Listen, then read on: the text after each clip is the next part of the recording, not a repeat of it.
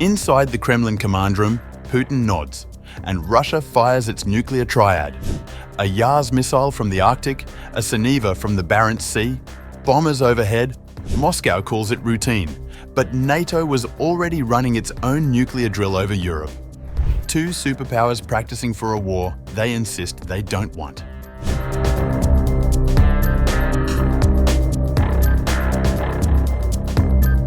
President Vladimir Putin personally oversees a full-scale test of Russia's nuclear triad, on land, sea and air. From the command center inside the Kremlin, on October 22nd, the Russian leader gives a calm but deliberate nod. Moments later, a land-based Yars intercontinental ballistic missile blasts skyward from the Plesetsk Cosmodrome, lighting up the Arctic sky. Thousands of kilometers away, beneath the waves of the Barents Sea, a Sineva ballistic missile launches from a nuclear submarine, one of Russia's most powerful sea-based weapons. And above the clouds, strategic bombers fire nuclear-capable cruise missiles, completing the triad's display. The message? Russia's nuclear deterrent, the largest on Earth, is alive, active, and ready. Today we are conducting a planned training session on the management of nuclear forces. As the defense minister has just said, let us begin. Please let me give the floor to the Chief of the General Staff of the Russian Armed Forces, Gerasim Valerian Vasilyevich. According to the Kremlin, the exercise tested the readiness of command structures and the practical skills of operational personnel in controlling nuclear forces. The Kremlin further said that all exercise tasks were completed and the drill was routine, but the timing suggests otherwise. Because this wasn't just another test. It came as NATO conducted its own nuclear drills, just across the European skies. The parallel timing wasn't coincidence, it was communication. The exercise tested the level of preparedness of the military command and the practical skills of the operational personnel in organizing the control of subordinate forces.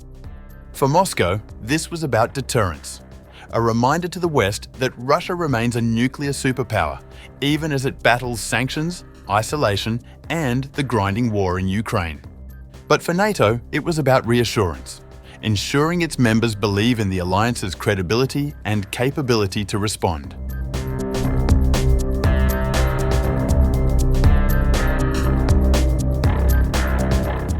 A Dutch F-35 jet screams off the runway, joining a formation of more than 70 aircraft from 14 NATO countries. It's part of Steadfast Noon, the alliance's biggest nuclear exercise of the year. Unlike Russia's test, NATO's drill uses no live weapons. But make no mistake, the symbolism is immense. Involving over 2,000 personnel, this exercise rehearses how the alliance would respond if deterrence ever failed. For the first time, NATO allowed journalists to witness part of the operation. The move marks a shift toward transparency, an effort to show Western publics what their militaries are preparing for. We've long not talked about this, but it's certainly time that we talked to our public about it. This is not saber-rattling, this is about demonstrating the full range of capabilities that the alliance has. This is not saber-rattling, this is about consistently performing our mission and going out and demonstrating the full range of capabilities that the alliance has. From Belgium to Denmark, Britain to the Netherlands, fighter jets and bombers simulate nuclear missions across the North Sea, far from Russian or Ukrainian airspace, but close enough to make Moscow notice. The exercise comes at a moment of heightened security. NATO airbases across Europe are on alert after a wave of drone incursions, some blamed on Russia. Commanders say defences have been tightened, but the mission continues unchanged. The 2025 drill, centred on the North Sea, is designed not to provoke, but to project stability. Still, the optics are unmistakable.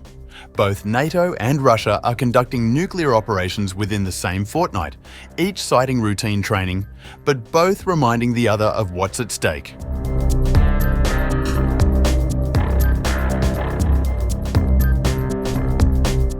As missiles fly and jets roar, diplomacy falters. Plans for a long-awaited meeting between Russian Foreign Minister Sergei Lavrov and US Secretary of State Marco Rubio in Budapest have collapsed. There are no agreements on this matter. Therefore, I am warning in advance all those who may start writing again that something has been cancelled. Do not do this. Moscow insists no meeting was ever formally arranged, calling reports of a postponement an information farce.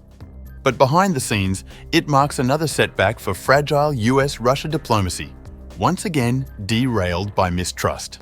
Meanwhile, in Washington, the White House has reversed course, saying President Donald Trump no longer plans to meet Vladimir Putin in the immediate future.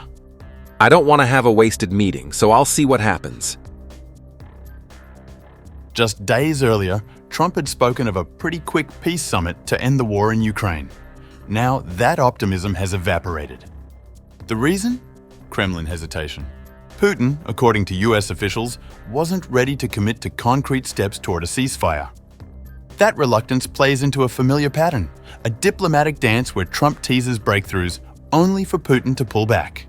As a result, Ukraine remains trapped between promises and postponements. President Volodymyr Zelensky, fresh from a tense meeting in Washington, has reportedly told European allies that Trump pressured him to consider ceding territory, effectively giving Russia what it wants. European leaders, alarmed, issued a joint statement rejecting any territorial concessions. Russia's stalling tactics have shown time and time again that Ukraine is the only party serious about peace. We can all see that Putin continues to choose violence and destruction. In Moscow, Lavrov made Russia's stance clear. No ceasefire until a full peace deal is agreed, a condition designed to prolong the war.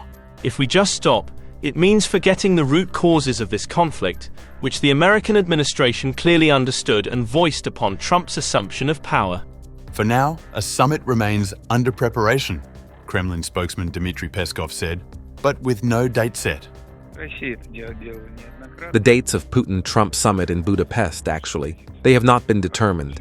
They have yet to be determined. But before that, careful preparation is necessary. It takes time. Again, there are no news about this. It is clear that there is a lot of misinformation, gossip, and rumor swirling around. Mostly this is false. So, there are no news yet. As the week ends, the images are stark. A Yars missile streaking through the Arctic sky. A Dutch F-35 slicing over the North Sea. A cancelled summit between Washington and Moscow.